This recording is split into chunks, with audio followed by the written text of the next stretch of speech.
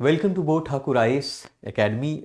My name is Rohit Kumar और आज 2 March 2023 है और असम पब्लिक सर्विस कमीशंस का प्रीलिम्स एग्ज़ाम बहुत ही नज़दीक है। मैं आशा करता हूं कि आपकी तैयारी बहुत अच्छी हो रही होगी। बाकी आप इस प्लेटफॉर्म पर आएँ और अपनी करंट अफेयर की तैयारी और बाकी अन्य सब्जेक्ट की भी तैयारी आप बेहतर तरीके से कर सकते हैं।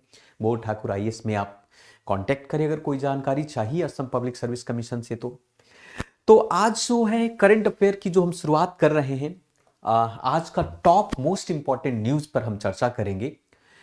ये आपको देखेंगे इसमें कि हम लोग लास्ट में एमसीक्यू डिस्कस करने वाले हैं, साथ साथ में एक्सपेक्टेड क्वेश्चंस होगा जो प्रीलिम्स के बेस के आधार पर क्वेश्चन पूछे गए होंगे।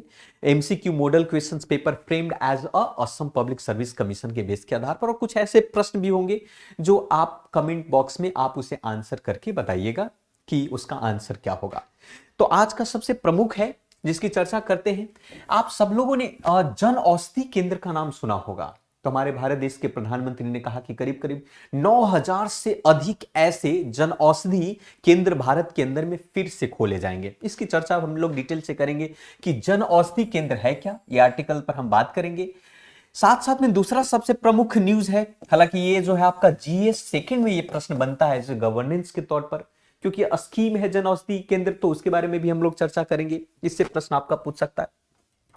दूसरा, असम गवर्नमेंट ने पहली बार एक ऐसा प्रावधान शुरू किया है कि पॉल्यूशन को मद्देनजर रखते हुए या जिस प्रकार से देश आगे की ओर बढ़ रहा है ग्लोबल वार्मिंग को रोकने के लिए, तो असम सरकार ने भी अपना एक कदम उठाया है कि कोशिश कर रहा है कि जो इलेक्ट्रॉनिक्स व्हीकल्स असम में लॉन्च किया जाए। तो उसे लॉन्च किया गया है इलेक्ट्रॉनिक्स व्हीकल। तो इसके बारे में भी थोड़ी सी जानकारी लेंगे। कौन कंपनी मैन्युफैक्चर करेगी असम के अंदर में, गुवाहाटी के अंदर में आपके इलेक्ट्रॉनिक्स व्हीकल्स, तो इस पर भी हम लोग चर्चा करने वाले हैं।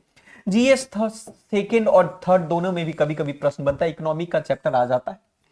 तीसरा है, आप सभी को पता होगा राजेश मल्होत्रा हैं हमारे, एक आईएएस ऑफिसर रह चुके हैं।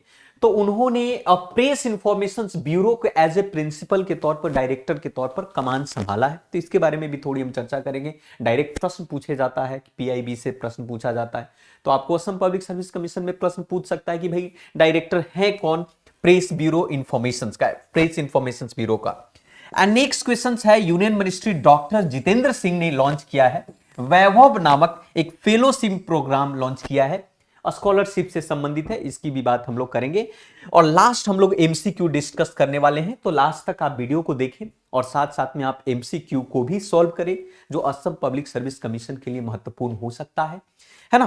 तो शुरू करते हैं। सबसे पहला, जैसा कि आप न्यूज़पेपर में देख रहे हैं, कहा जा रहा है कि ओवर 9000 जन औषधि केंद्र इन कंट्री मिनिस्टर, करीब 9000 ऐसे हैं और सरकार जो है 9000 से अधिक और भी जन औषधि केंद्र खोलने वाली है। तो जैसा कि अब सभी जानते हैं हम लोग कि हमारे भारत देश के यूनियन हेल्थ मिनिस्टर जिसे आप हिंदी में स्वास्थ्य मंत्री कहते हैं, तो स्वास्थ्य मंत्री ने कहा कि प्रधानमंत्री भारतीय जन औषधि केंद्र की संख्या जो है 31 जनवरी 2023 तक भारत के अंदर में 9082 तक हो गई है ना। आपको यह समझने की आवश्यकता है कि भारतीय जन औषधि परियोजना है क्या और भारत सरकार में इसमें सुविधा क्या दे रखी है, इसके बारे में भी हम जानेंगे और समझेंगे, क्योंकि इससे डायरेक्ट आपके प्रश्न आपके एग्जाम में पूछे जा सकते हैं। तो अगर हम बात करें प्रधानमंत्री की बात करें, जन औषधि की बात करें, प्रधानमंत्री भारतीय जन औषधि की बात करें, जिसको आप डायरेक्ट बीजेपी भी कह सकते हैं, बीजेपी। हालांकि इस तरीके से इसका नाम उन्होंने बनाया है कि भारतीय जन औषधि, आप कह सकते हैं कि केंद्र है आपका भारतीय जन औषधि केंद्र। तो प्रधानमंत्री भारतीय जन औषधि केंद्र जो है, दरअसल ये आप देखेंगे कि 2008 में ही आप कह सकते हैं कि भाई इसको लॉन्च किया गया था, है ना। डिपार्टमेंट ऑफ फार्मास्यूटिकल्स और ministry of chemical and fertilizers में के तौर पर 2008 नवंबर में इसको लॉन्च किया गया था, जिसका मेन मकसद है कि बेस्ट से बेस्ट क्वालिटी की मेडिसिन जो है अफोर्डेबल प्राइस पर, सस्ते दामों पर जनता तक पहुंचाया जाए। आप सभी को पता होगा कि मेडिसिन कितना महंगा मिलता है। बहुत सारे प्राइवेट ऐसे डॉक्टर होते हैं जो अपने प्राइवेट क्लिनिक में बुलाकर और स्पॉन्सर्ड मेडिसिन लेने के लिए जितने भी आपके पेशेंट हैं उनको मजबूर करते हैं ऐसी स्थिति में सेम कॉम्पोजिशन का, सेम प्रॉपर्टी का सस्ते दाम में एक क्वालिटी मेडिसिन आपको प्रधानमंत्री जन औषधि केंद्र के द्वारा आपको मिलता है। तो किसी अफोर्डेबल प्राइस पर, वो भी पर्टिकुलरली उन गरीबों के लिए जो reduce to out of the pocket expansion in the health care. आपका प्रधानमंत्री जन औषधि केंद्र प्रोवाइड करता है जेनेरिक ड्रग्स को, जो कि आपको बहुत ही कम दामों पर आपको मिलता है। साथ साथ में जो बड़े बड़े जो ब्रांड हैं उनके कंपोजिशन भी आसान दामों पर आपको मिलता है।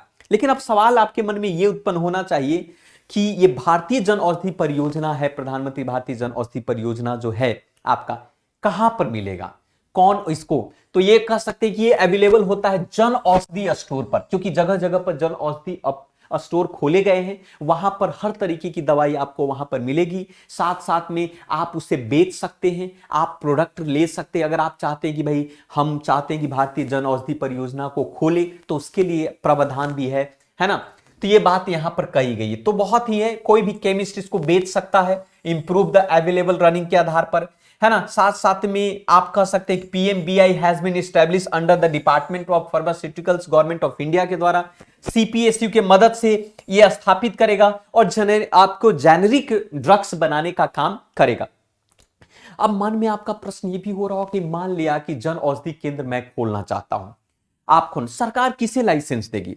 तो इसके लिए सिंपल सी बात है कि स्टेट गवर्नमेंट जो है किसी भी ऑर्गेनाइजेशंस को, चाहे जो रेपुटेड एनजीओ है, ट्रस्ट है, प्राइवेट हॉस्पिटल है, चैरिटेबल इंस्टीट्यूशन है, डॉक्टर है, अनएम्प्लॉयमेंट है, इन सभी लोग योग्य हैं आपको नए जन औषधि केंद्र खोलने के लिए, है ना। कोई भी व्यक्ति अगर जन औषधि केंद्र खोल सकता है। इनके लिए एक सबसे इंपॉर्टेंट चीज है कि उनके पास बी फार्मा और डी फार्मा की डिग्री होनी चाहिए, है ना। वो फार्मासिस्ट होने चाहिए आपका, है ना, एक प्रोफेशनल व्यक्ति होना चाहिए, वही व्यक्ति जन औषधि केंद्र खोल सकता है।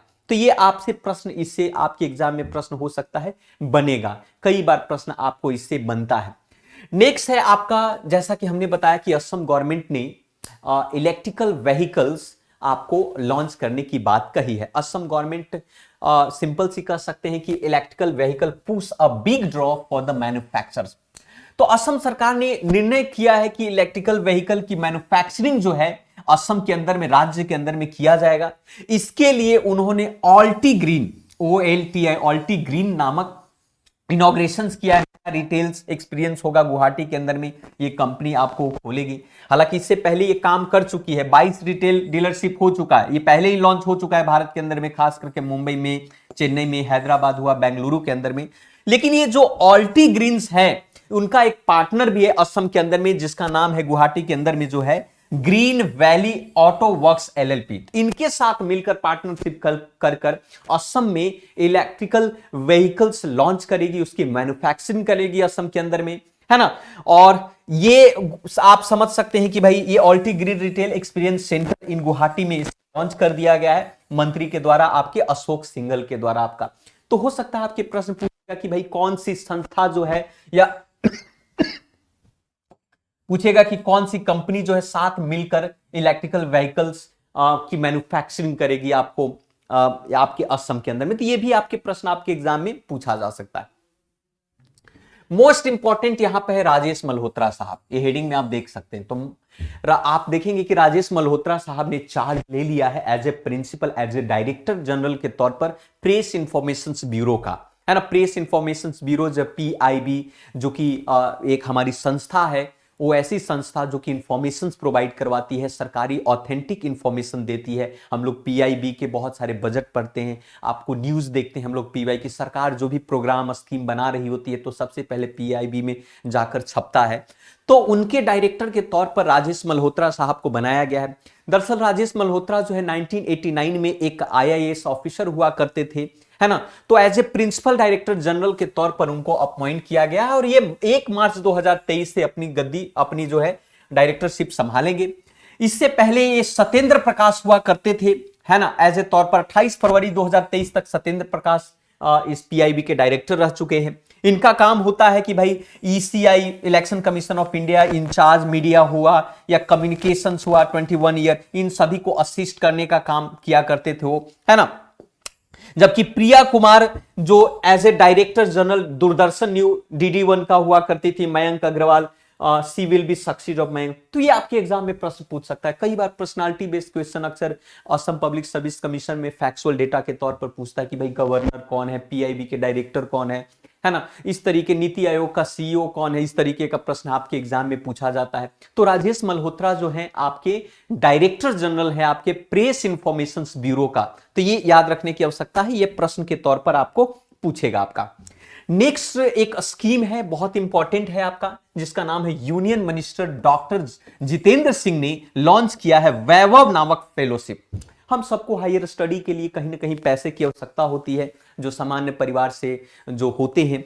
तो यूनियन मिनिस्ट्री जो है, मिनिस्ट्री ऑफ स्टैटिस्टिक्स, आप कह सकते हैं कि साइंस और टेक्नोलॉजी, डॉक्टर जितेंद्र सिंह ने क्या किया है कि वैभव नामक फेलोशिप स्कीम भारतीय डायस्पोरा के लिए विदेश में पढ़ने के लिए आपको लाया है, जिसका मकसद यह है कि हम अपनी भारत देश के अंदर में रिसर्च इकोसिस्टम को बेहतर करें, और उस रिसर्च इकोसिस्टम को बेहतर करने के लिए हायर एजुकेशनल इंस्टीट्यूशन भारत का है वो प्रोवाइड करेगा, रिसर्च इकोसिस्टम को बेहतर करने के लिए फैसिलिटेट करेगा वो एकेडमिक और रिसर्च कोलैबोरेशन, भारतीय इंस्टीट्यूशन और विदेश के जो प्रमुख इंस्टीट्यूशन उसके बीच में कोलैबोरेशन करेगा, और कहेगा कि हम भारतीय स्टूडेंट के लिए भारत सरकार फेलोशिप प्रोवाइड करवाएगी और वहां जाकर रिसर्च करेगी, ताकि हमारी भारत देश की क्वालिटी, भारत देश की एजुकेशन सिस्टम और बेहतर हो, और नए नए रिसर्च, नए नए आपको रिसर्च एंड डेवलपमेंट भारत के अंदर में हो। तो ये बड़ा बढ़िया पहल है जिसका नाम है वैभव। तो वैभव क्या है, ये आपका फेलोशिप है, स्कॉलरशिप प्रोग्राम है एक तरीके से। किसके लिए भाई?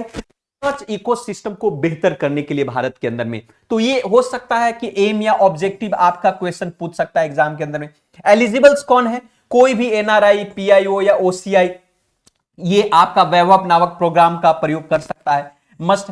अब इसके लिए क्या करना होगा, एक चीज, उन्हीं को वैभव नामक फेलोशिप प्रोग्राम मिलेगा जो आपको पीएचडी, एमडी, आपका एमएस डिग्री आपको पर्टिकुलर कोई रिकॉग्नाइज यूनिवर्सिटी से जिनके पास ऑलरेडी होगा, वही ये प्रोग्राम का लाभ उठा सकते हैं रिसर्च के लिए। तो ये 5 सबसे प्रमुख जो है आपकी न्यूज थे आज का, जो आपके एग्जाम में असम पब्लिक सर्विस कमीशन में पूछा जा सकता है। अब है आपके सामने ये आपके एमसीक्यू मॉडल क्वेश्चंस पेपर हैं जो फ्रेम किए गए हैं असम पब्लिक सर्विस कमीशन के बेस के आधार पर। तो आप लोग सॉल्व कीजिए मन में। पहला प्रश्न क्या कहता है? Which of this country take a part in the military exercise Malabar.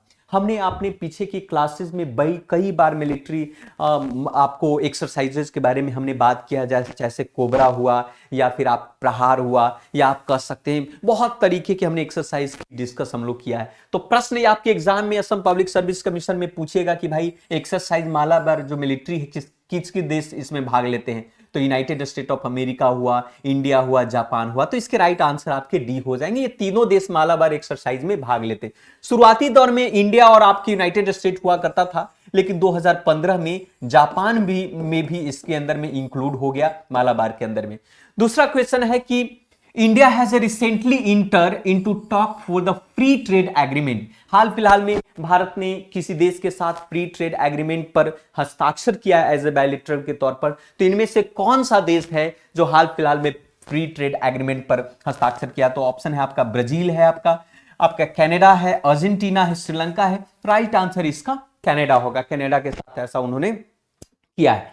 Next question आप चलते हैं कि विच स्टेट और union territory has inaugurated to a school health clinic. School health clinic नामक प्रोग्राम जो है किस यूनियन टेरिटरी या राज्य के द्वारा आयोजित किया गया है?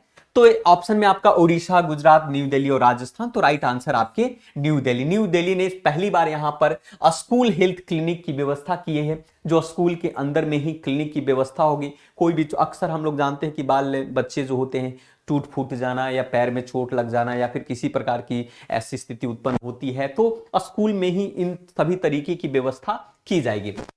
पीएम कुसुम का स्कीम का ऑब्जेक्टिव क्या है? कई बार प्रश्न आपके पूछे गए, सिविल सर्विसेज में भी कुसुम से रिलेटेड प्रश्न पूछे गए थे।